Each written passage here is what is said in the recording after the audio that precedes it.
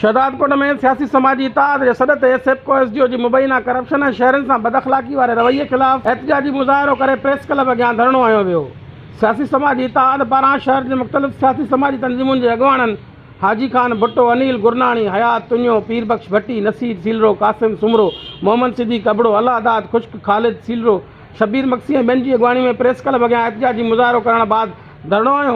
उन मौक़े ते अॻवाननि मीडिया वारनि सां ॻाल्हाईंदे चयो त एसडीओ सैपको शहदादकोट निसार शेख शहरनि सां इंतिहाई बदखलाक़ी वारे रवैये सां पेश अचे थो, जंहिंसां साननि इज़त मजरूह थिए थी। हिननि जो चवणो त शहर जे एक्सप्रेस फीडरनि ते गैर एलानिया ऐं गैर कानूनी लोड शेडिंग ऐं ट्रिपिंग करे सैपको सार्फिन ॾांहुं वाधू ऐं डिडक्शन बिल मोकिले मुआशी ऐं ज़हनी अज़ियत ॾेई सख़्तु परेशान करे थो। हिननि जो वधीक चवणो त कुझु ॾींहं अॻु एसडीओ ख़िलाफ़ इंक्वायरी कई हुई, जंहिंजी रिपोर्ट खे बि काफ़ी वक़्तु थी वियो आहे, जेका जारी नाहे कई वई। हिननि मुतालबो कंदे चयो त रिपोर्ट बि जल्द जारी कई वञे।